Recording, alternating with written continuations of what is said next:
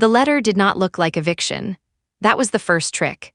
No bold font, no red ink, no aggressive language, just a thin envelope, cream-colored, clean, with the Homeowners Association logo pressed quietly into the corner. It arrived on a Tuesday morning, slid halfway into the mailbox like it didn't want to be noticed. Althia Crown almost threw it away. She had lived in the neighborhood for 11 years, paid her dues early, painted her house the approved shade twice, even though she preferred something warmer. She kept her lawn trimmed, her trash cans hidden, her voice low at meetings. She had learned early that HOAs didn't respond well to people who stood out. The letter felt routine, harmless. Inside was a single page, neutral font, wide margins, polite tone. This notice is being sent as a courtesy reminder regarding a previously undisclosed covenant provision. Courtesy reminder. That phrase would come back to her later, looping in her mind the way certain sounds do when you're trying to sleep. She read it again. During a recent internal review, it has come to the association's attention that your property may be in violation of Section 14.7b, commonly referred to as the Community Harmony Clause. Community Harmony. Althia frowned. She had read the bylaws when she bought the house, all 112 pages of them. She remembered rules about fences, paint colors, parking. She did not remember anything called a Community Harmony Clause. The letter continued.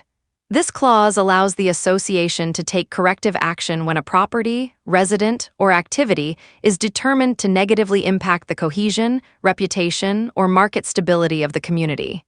Her chest tightened slightly.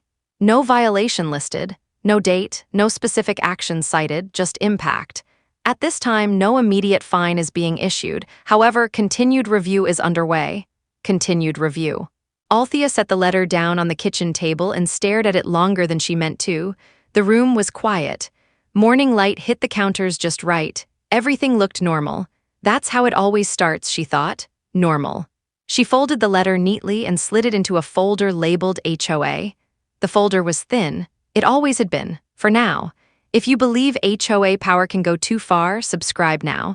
Stories like this don't stay buried anymore. The first meeting notice arrived 3 days later. This one came by email. Mandatory compliance discussion attendance required. No greeting, no courtesy language this time. The meeting was scheduled for 9:30 a.m. on a Thursday, middle of the workday. Althia requested a virtual option. The property manager replied 2 hours later. In-person attendance is preferred. Preferred meant required. The meeting room was not a courtroom, it was worse. A converted clubhouse space with folding tables arranged in a U-shape, beige walls, a faint smell of coffee and disinfectant. At the front sat 5 people. The board president, the treasurer, the secretary, the HOA attorney, and the property manager, all seated before Althia arrived. She was the only homeowner present. That was the second trick. Isolation.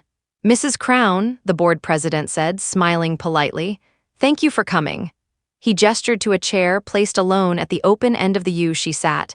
The attorney didn't look up from his binder. "We'll keep this brief," the president continued. "This is just an informal conversation." Informal. Althia had learned to listen to words the way other people listen to tone. Informal meetings were where decisions were framed as inevitable. The property manager clicked a remote. A screen lit up behind them. A photograph appeared. It was her house. Specifically, her front window. Specifically, a photograph taken at night. The board president tilted his head. "Do you recognize this image?" "Yes," Althia said. "It's my house." "And the item visible in the window?" She leaned forward slightly. It was a framed photo, one she had placed years ago. A black and white picture of her father in uniform, taken decades earlier. He was standing straight, serious, proud, a military photograph. "Yes," she said carefully, "that's a family photograph." The treasurer cleared her throat. "Some residents have expressed discomfort."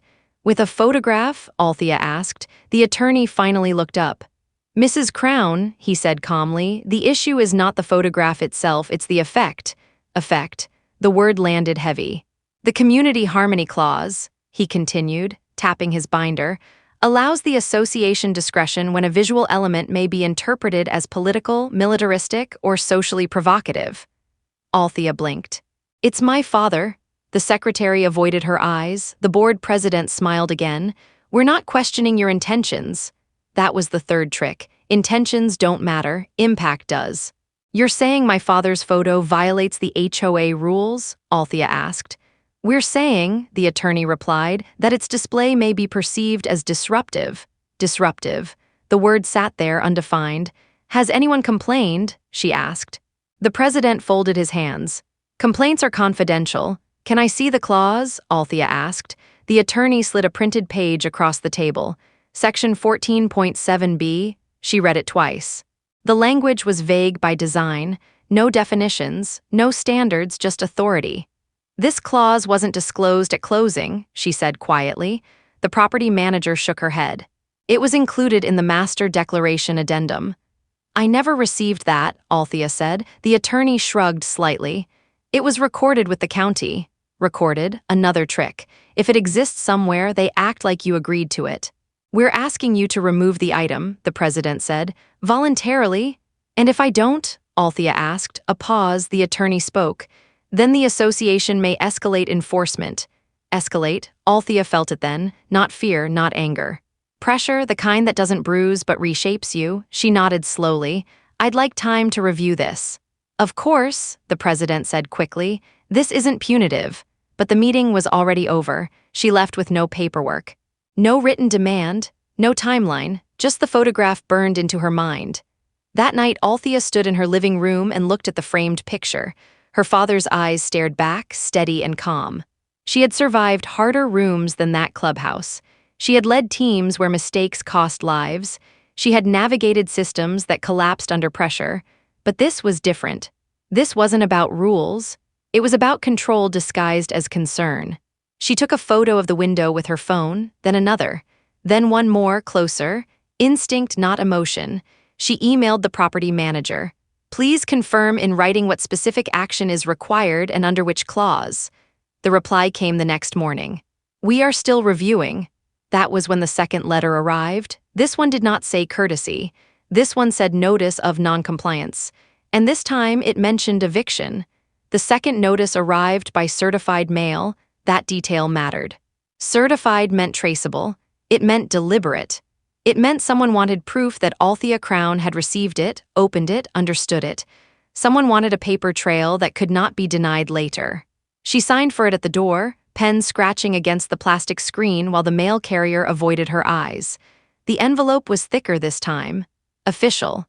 Heavy in a way paper only feels when it's meant to intimidate. Inside were 5 pages. Not fines, not yet. Language. Dense, carefully structured language designed to sound reasonable while meaning almost nothing at all. Pursuant to Section 14.7b of the Declaration, the Association has determined that continued display of certain visual materials constitutes a sustained disruption to community harmony. Sustained disruption. They had not defined disruption before. Now it was sustained. The Association hereby requests immediate corrective action. Requests were no longer requests. Failure to comply may result in enforcement remedies, including but not limited to fines, legal fees, suspension of privileges, and occupancy review. Occupancy review. Althia read that line 3 times. Eviction wasn't written anywhere. Not explicitly. But occupancy review was the kind of phrase that existed only to scare people who understood systems. It was soft enough to defend, sharp enough to cut. She sat at the kitchen table for a long time, the pages spread in front of her like something dissected. She thought about removing the photograph. It would take less than a minute. Lift it off the nail, set it down, close the blinds if she wanted to be extra careful. That was the point. Compliance was easy, silence was easy, and once you did it once, it became habit. She stood up and walked to the window again. The photo hadn't changed. It was still just a photograph, still her father. Still nothing anyone could reasonably call disruptive. She didn't take it down. Instead, she began documenting everything. The first fine arrived 10 days later. $25, no explanation, just a line item labeled administrative review fee. Althia emailed the property manager. What is this fee for? The response came the next morning. Processing time. Processing what? She wondered. The second fine arrived 3 days after that. $50. Escalated review fee. She attended the next board meeting. Public comment was limited to 2 minutes. When her turn came, she stood calmly, papers in hand. I'm requesting clarification, she said. Which specific part of the clause am I violating? The board president smiled without warmth. We've already addressed this with you privately. I'm asking for the record, Althia said. The attorney leaned into his microphone. The clause grants discretion. Discretion, there it was again. So there's no objective standard? She asked. The president cleared his throat. Time, her microphone cut off. That was when the emails started, anonymous at first. Why are you trying to bring drama into this neighborhood? Some of us just want peace. Maybe this isn't the place for you, she never replied, but she saved every message. The third notice did not come by mail. It was taped to her door. Bright paper, impossible to miss. Final warning. Now there were deadlines. Remove the non-compliant visual material within 72 hours. Failure to comply would result in legal action to preserve community standards. She called a lawyer. The consultation lasted 14 minutes. The clause is vague, he said carefully. That's intentional. So they can't do this? She asked. He paused. They can try. And eviction? Another pause. If they escalate to occupancy enforcement, he said, you're in dangerous territory. How do I fight it? You document, he said. You comply under protest. Or you prepare for a long fight. Long fights cost money. She thanked him and hung up. That night she slept with the lights on, not because she was afraid, because she was thinking. On the fourth day, a tow truck appeared on her street. Not for her car, for her neighbors. The message was clear. Rules were being enforced. Pressure was spreading. At noon, the property manager arrived with a clipboard. I just need to visually confirm compliance, she said brightly. Althia stepped outside, closing the door behind her. I haven't agreed to anything, Althia said. The manager smiled. This is just a check. No, Althia said evenly. This is harassment. The smile faltered just slightly. I'll note non-compliance, the manager said. Do that, Althia replied. She took a photo of the clipboard. The manager left without another word. That evening, Althia received a notice of accrued fines totaling $475. Still no explanation. Still no explicit violation listed, just accumulation. The next HOA meeting was different. The attorney brought a thicker binder. The board president did not smile. We're past discussion, he said. This has gone on long enough. You still haven't explained what rule I broke, Althia said. The treasurer sighed. It's about the effect on property values. Can you show me evidence of that? Althia asked. Silence. The attorney spoke. Mrs. Crown, you are creating an adversarial environment. Adversarial, another label. If this continues, the president said, the board may be forced to review your occupancy status. Forced. Language always shifts responsibility away from the people using it. You're threatening to remove me from my home, Althia said. The president looked uncomfortable for the first time. We're trying to preserve harmony. Harmony. She laughed once, softly, not mocking, just tired. Harmony for who? She asked. The attorney closed his binder. This meeting is adjourned. 2 days later, the letter came, not a fine, not a warning, a notice of hearing. Subject.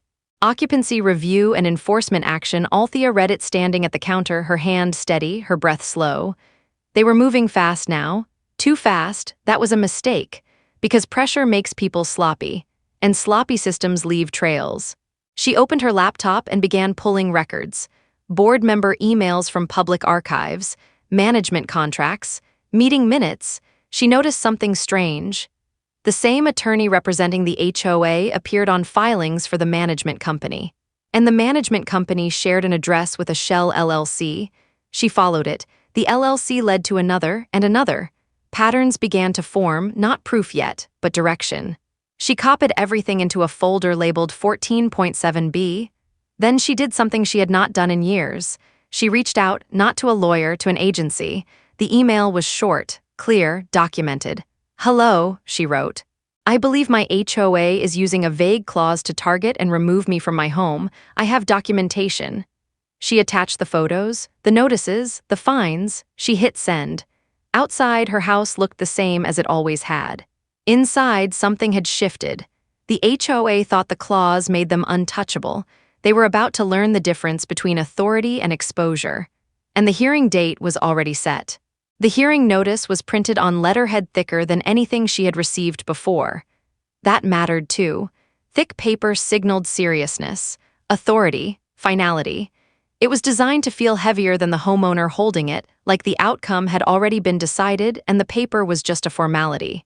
Occupancy review and enforcement action date, Thursday, 9 o'clock m. Location, Community Clubhouse, Main Hall. No virtual option. No appeal process listed. No explanation of how evidence would be weighed. Just a warning at the bottom, buried in small type, failure to appear may result in enforcement action up to and including loss of occupancy rights. Eviction, without using the word. Althia did not panic. That surprised her. She had expected fear to come roaring in once the threat became explicit. Instead, what settled over her was something colder and more useful. Focus. She printed everything, every notice, every fine, every email. Screenshots of anonymous messages from neighbors that used the same phrasing the board favored. Copies of the clause highlighted in 3 colors.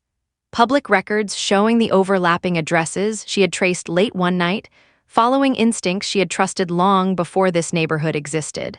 She organized the documents into a binder. Not thick, clean, precise. She labeled tabs, dates, language shifts, escalation patterns. She was not preparing to beg, she was preparing to expose. The morning of the hearing, the clubhouse parking lot was already half full. That was new. Normally, HOA meetings were sparsely attended. A few retirees, 1 or 2 board loyalists. Silence mostly. Today, there were unfamiliar cars. Althia parked and sat for a moment, hands resting lightly on the steering wheel. She reminded herself to breathe, not because she was nervous, but because breathing slowed time. Inside, the room had been rearranged. The folding tables were gone. In their place, a long rectangular table at the front elevated slightly on a low platform. The board members sat behind it, shoulder to shoulder, like a panel. The attorney sat in the center. Facing them was a single chair. The chair was positioned deliberately far back. That was the 4th trick, distance. Althia took her seat without comment and placed her binder on her lap. The board president called the meeting to order. "This is an enforcement hearing," he said, "not a discussion." Noted. The association alleges continued violation of Section 14.7b and refusal to comply with corrective action. Refusal. As if she had been given a real choice, the attorney spoke next. The board has received multiple reports indicating that Mrs. Crown's property presents an ongoing disruption to community cohesion. Reports, plural, none named. None presented. We will allow Mrs. Crown to respond, the attorney continued briefly. Time limits were power. Althia stood, she did not raise her voice. "I am requesting," she said, "that the board identify the specific action that violates the clause." The attorney leaned back. "The clause grants discretion," she nodded. "Then I'm requesting the criteria used to exercise that discretion." A pause, the treasurer shifted in her seat. "There is no fixed criteria," the attorney said. "So it's subjective," Althia replied. "It's contextual," he corrected. Language always tried to save itself. "And the reports?" she asked. "May I see them? They are confidential," the president said. "Then I'd like to submit my documentation," Althia said, lifting her binder slightly. The attorney hesitated. "Submit it for the record," the president said finally. She walked forward and placed the binder on the table. No one opened it. The attorney flipped to the last page instead. "Mrs. Crown," he said, "why have you refused to remove the item in question?" "I haven't refused," she said. "I asked for clarification." "That clarification was provided," he said. "It wasn't," she replied. The attorney smiled thinly. "Your continued resistance," he said, "demonstrates unwillingness to cooperate." Unwillingness, another label. She took a breath. "I want to state for the record," she said, "that the clause was never disclosed at closing, that enforcement began without a cited violation, that fines escalated without explanation, and that I believe this process is being used to remove me without cause." The board president leaned forward. "That's a serious accusation." "So is eviction," Althia replied. A murmur rippled through the room. The neighbors who had shown up sat very still now. The attorney cleared his throat. "Mrs. Crown," he said, "you are not being evicted." "Not yet," she said. He didn't respond. The board recessed for deliberation. They left the room, all of them, leaving Althia alone in a room full of people who would not meet her eyes. That was the 5th trick. Waiting. They came back 27 minutes later. The decision was read from a prepared statement. Based on continued noncompliance, the president said, the board finds enforcement action justified. Her heart did not race. Effective immediately, he continued, the association will suspend privileges and initiate occupancy review proceedings. There it was. Formalized, sanitized. We will provide notice of next steps, the attorney added. Althia nodded once. May I ask one question? She said. The president hesitated, then nodded. Who took the photograph? She asked. Silence. I'm asking, she said calmly, who entered my property to document this alleged violation. The attorney's jaw tightened. It was taken from a public vantage point, he said. From where? She asked. Another pause. The property manager shifted. That was enough. Althia closed her binder. I have nothing further, she said. She stood and walked out without rushing. In the parking lot, her phone vibrated. An email. Subject line, Ray. Concern regarding HOA enforcement. She opened it. Thank you for reaching out, it read. We are reviewing the materials you submitted. No promises, no timelines, but not a dismissal. She exhaled slowly. That evening, the first lien notice was posted to her account. Not recorded yet, but drafted. Pressure was tightening.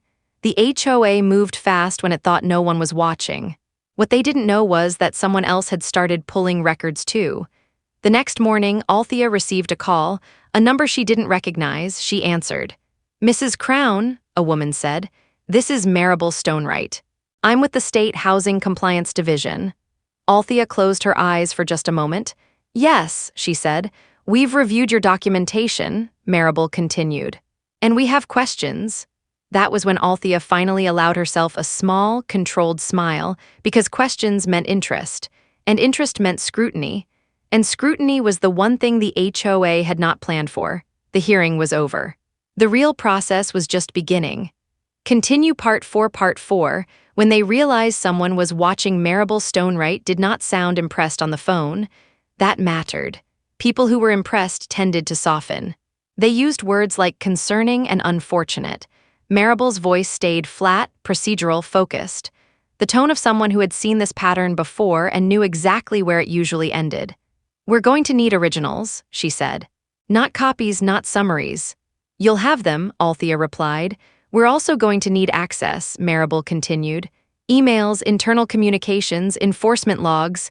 From the HOA, Althia asked. A pause, short, deliberate. From everyone, Maribel said. The line went dead a second later. No reassurance, no promises, just momentum. The HOA noticed first through silence. That was the strange thing. For weeks, Althia had been buried in emails, notices. Friendly reminders that weren't friendly at all. Sudden fines that appeared without explanation and disappeared just as quietly once questioned. Then, nothing. No new notices. No emails, no taped warnings. The quiet felt different now. Not predatory, cautious. That was when she knew someone had contacted them.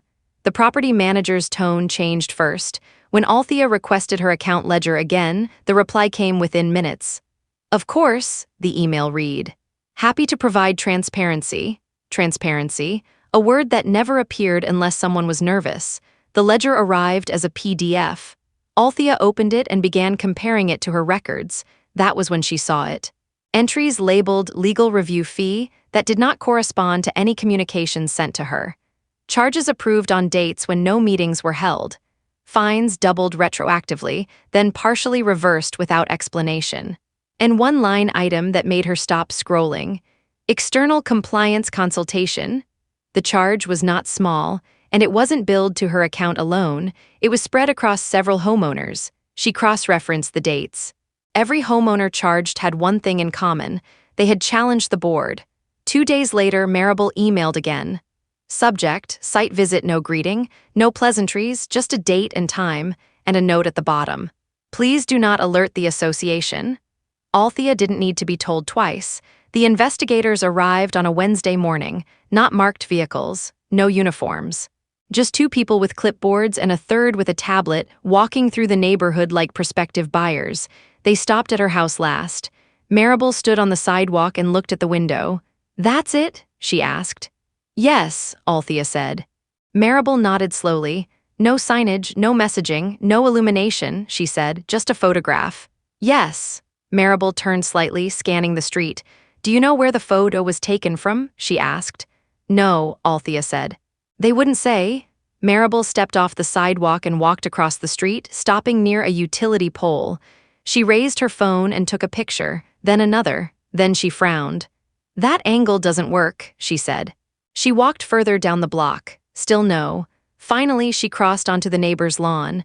There it was, the exact angle, the exact framing. Maribel looked back at Althea. Did you give anyone permission to enter your neighbor's property? She asked. No, Maribel made a note. Inside, the investigators asked questions, not emotional ones, structural ones. When did the clause first appear in your communications? Who signed the notices? Who approved escalation? Althea answered carefully. She did not speculate, she let the documents speak. Maribel reviewed the binder in silence. Halfway through, she stopped. This addendum, she said, holding up a page. Did you receive this at closing? No. Maribel turned to the second investigator. County records? Filed 3 months after her purchase, he said. Maribel's pen paused. Filed, she repeated. But not disclosed. She closed the binder. That's a problem, she said. The HOA board meeting scheduled for the following week was abruptly canceled. No explanation, just a brief email. Due to unforeseen circumstances. Unforeseen, another word that usually meant caught. That same afternoon, the HOA attorney resigned. The notice went out quietly. Change in representation. No details. But Althea noticed something else. The attorney's name disappeared from the HOA website. Scrubbed, Maribel called that evening. We've identified conflicts, she said. Multiple. How bad? Althea asked. Bad enough that they should have disclosed them, Maribel replied. And didn't. She explained carefully. The management company advising enforcement had financial ties to the same consulting firm that drafted the Community Harmony Clause. That firm specialized in aggressive compliance strategies. Their contracts included contingency language. They profited when enforcement escalated. Your case, Maribel said, was profitable. Althea closed her eyes. The clause wasn't about harmony, it was a trigger. The HOA's silence broke 2 days later. A letter arrived by overnight delivery. Not a notice, a proposal. Without admission of wrongdoing, it read, the association is willing to suspend enforcement pending further review. Suspend. Not end, they offered to waive fines, they offered to clarify the clause, they offered to let the matter quietly resolve. Quiet, always quiet, Maribel's response was sent within an hour. No, one word, the retaliation attempt came next. It was clumsy. A neighbor posted on the community forum that Althea was bringing government trouble into the neighborhood. Another warned that property values suffer when residents attract attention. The posts were deleted within minutes. Too late, screenshots existed. Patterns were forming. On Friday, a notice appeared on the HOA website. Special board meeting executive session, closed to homeowners. That told Maribel everything she needed to know. They're scrambling, she said, which means they're going to make mistakes. They did. The board president emailed all residents instead of the board. Attached was a draft memo. Subject line. Mitigation strategy Crown matter, he recalled it within 90 seconds. Althea had already saved it. The memo outlined steps to limit exposure, including removing references to the clause from public documents, reclassifying fines, and attributing enforcement decisions to independent assessment. Independent. A lie, Maribel forwarded the memo to 3 departments. Housing, Civil Rights, Consumer Protection. Thank you, she wrote. The next notice did not come from the HOA, it came from the state. Notice of formal inquiry. Delivered to every board member. Individually. The Community Harmony Clause was cited by name, so was the photograph, so was Althia Crown. The HOA had tried to erase the trail. They had only highlighted it. That night, Althea stood in her living room and looked at the window again. The photograph was still there, unmoved, unashamed. Outside, cars drove past as they always had, but the neighborhood no longer felt sealed. Systems that rely on silence panic when exposed to light. And for the first time since the first letter arrived, Althea felt something shift, not inside her, but around her. The HOA was no longer in control of the timeline. And they knew it. The state notices landed on a Monday, not one envelope. 5, each addressed individually, each marked time-sensitive, each delivered by certified mail. The HOA had spent years hiding behind collective language. The board decided, the association determined, community standards require. The notices stripped that shield away. Names appeared where titles used to be. Home addresses where PO boxes once sat. Responsibility, no longer abstract, became personal. By noon, the neighborhood was buzzing, not openly, not loudly, but the kind of quiet that vibrates under the surface. Cars slowed as they passed Althia's house. Curtains shifted. People who had never spoken to her before suddenly nodded too quickly or looked away too fast. The board president did not come outside that day. Neither did the treasurer. The property manager's car was gone. Maribel called at 8:12 a.m. They're asking for interviews, she said. Voluntary for now. Who? Althia asked. All of them. And if they refuse, a pause. Then it stops being voluntary. The emergency board meeting happened that night. No email announcement. No agenda posted. Just a flurry of cars pulling into the clubhouse parking lot after sunset. Althia watched from her front window, lights off, standing just out of sight. She didn't need to hear the conversation to know its shape. Fear has a rhythm. Inside the clubhouse, voices rose and fell behind the walls. Hands slapped tables. Someone stormed out and then back in. A door slammed hard enough to echo. The meeting lasted 43 minutes. That number would matter later. The next morning, the HOA attorney replacement resigned, less than a week on the job. No explanation given, just another quiet update buried in an email footer. Representation pending. Pending meant no one wanted to touch it. At 10:03 a.m., Althia received an email from the board president. Not a form letter, not on letterhead, from his personal account. Mrs. Crown, it began, I believe things have escalated unnecessarily. Unnecessarily. That word always appeared when consequences arrived. We would like to resolve this amicably, he wrote. Perhaps we can meet privately. Privately, Maribel read the email and shook her head.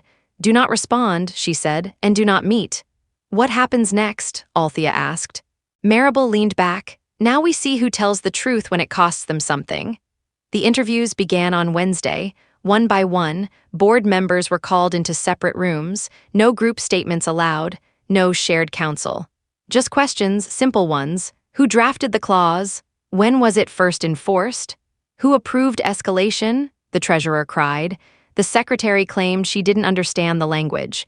The board president said he trusted the attorney. The property manager said she followed instructions. Everyone pointed sideways. No one pointed up. At 2:17 p.m., the HOA froze all enforcement actions. The notice went out to residents under the subject line Temporary Administrative Pause. Temporary, that word again. But this time it wasn't directed at Althia. It was directed at them. The draft lien against her property vanished from the system. Not resolved, deleted.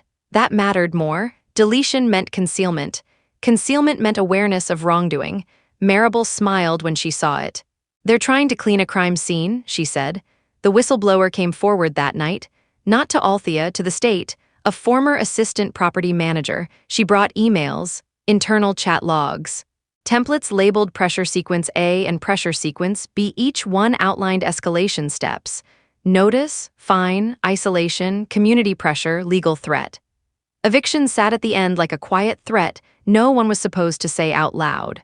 The community harmony clause was referenced by name, so was Althia's address.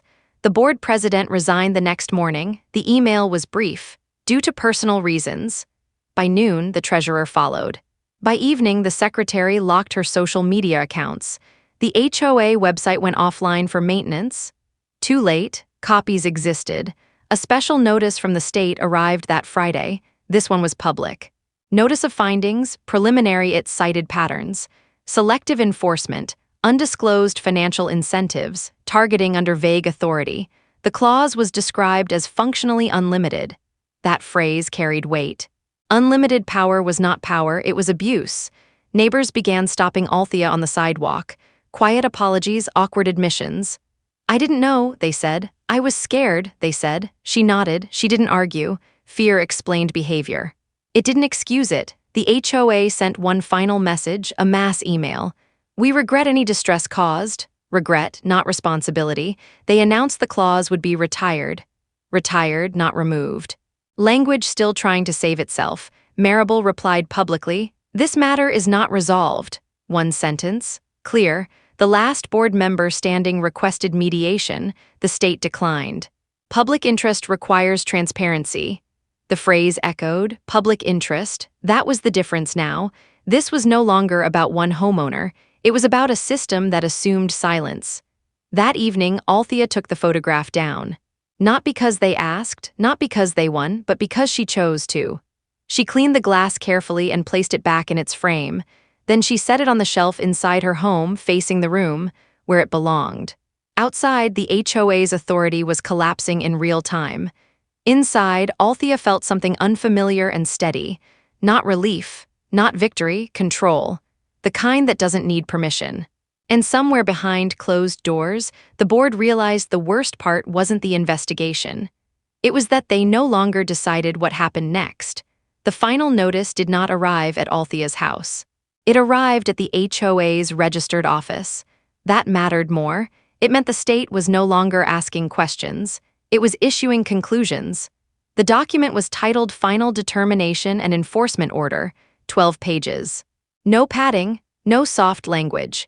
Just findings, citations, and directives written in a tone that assumed compliance because noncompliance was no longer an option. The Community Harmony Clause was named in the first paragraph. Declared unenforceable, not vague, not problematic, unenforceable. The order outlined why. It cited the lack of disclosure at closing, the absence of objective standards, the financial incentives tied to escalation, the documented pattern of selective enforcement, the retaliatory behavior once scrutiny began. And then, in a section that made even seasoned investigators pause, it stated that the clause had been used as a functional eviction mechanism without due process. Functional eviction? Language matters when it finally turns honest. The state did not stop there. The HOA's management contract was voided effective immediately. The consulting firm that drafted the clause was referred for further investigation. The board members who approved enforcement were barred from serving in fiduciary roles within any homeowners association in the state for a minimum of 10 years. Personal liability was not ruled out. It was reserved. That reservation carried weight. The emergency meeting that followed was not called by the HOA. It was ordered. A state-appointed administrator arrived at the clubhouse on a Thursday morning and changed the locks. New signage went up. Access codes were revoked. Files were seized. Residents arrived to find a notice taped to the doors. Association operations temporarily suspended pending restructuring. Suspended. That word finally applied to them. Althia was notified by email, not as a defendant, not as a problem, as a protected party. All enforcement actions against your property are permanently terminated, the message read. Any record of noncompliance related to Section 14.7b is ordered expunged. Expunged meant erased, as if it never happened, but it had happened, and that mattered too. The HOA's insurance carrier dropped them within 24 hours. That triggered something the board had never planned for. Exposure. Without insurance, every legal cost became personal. Every decision made in those quiet rooms now carried names and addresses and bank accounts attached. The last remaining board member resigned that afternoon. The HOA, as it had existed, was finished. The neighborhood changed quickly after that, not dramatically. Subtly, meetings stopped being quiet, residents asked questions, documents were requested and actually produced. New leadership was elected under state supervision, with training requirements and oversight baked in. The phrase community harmony vanished from every document, so did fear slowly. Althia did not celebrate. She did not give interviews. She declined requests to speak at meetings. She returned to her routines, morning coffee, evening walks, quiet weekends, but something had shifted permanently, not just for her.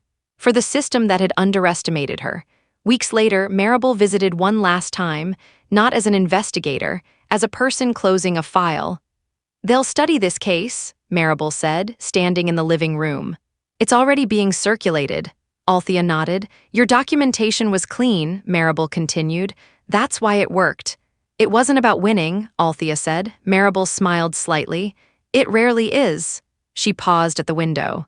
"Do you know why the photograph mattered so much?" she asked. Althia shook her head. It was visible, Maribel said, and harmless, which made the reaction indefensible. She turned back.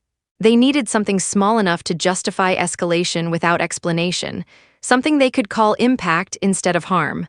Althia looked at the empty window. "One photo," she said. Maribel nodded. That was enough.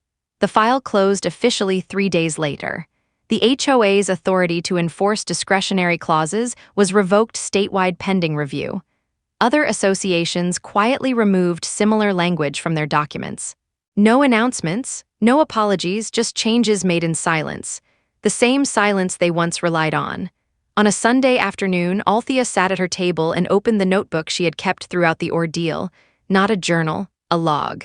Dates, times, words used, shifts in tone. She flipped to the first page. The entry was brief, courtesy reminder. She closed the notebook and placed it in a box, not hidden, stored, because records were not weapons, they were insurance. That evening, a young woman knocked on her door, a neighbor she had only seen in passing. "I heard what happened," the woman said quietly. "They were doing something similar to my sister in another community." Althia listened. She did not interrupt. When the woman finished, Althia said only one thing: "Document everything." The woman nodded, eyes wide. "That's it?" she asked. "That's how it starts," Althia replied. Later that night, Althia returned the photograph to the window. Not because anyone demanded it, not to prove a point, but because it was hers. The glass caught the light just as it always had. Outside, cars passed without slowing. Inside, the house felt steady. Owned, not just in deed, in fact. The HOA had tried to erase her quietly. They had relied on ambiguity, pressure, and the assumption that compliance would come faster than resistance. They had been wrong, not because she was loud, not because she was reckless, but because she was patient. She understood systems. She understood that power leaves trails. And she understood that silence, when chosen, is not weakness, it is preparation. The community harmony clause no longer existed. Neither did the board that enforced it. One photo had ended their existence, not by force, by exposure. And the quiet that followed finally belonged to her.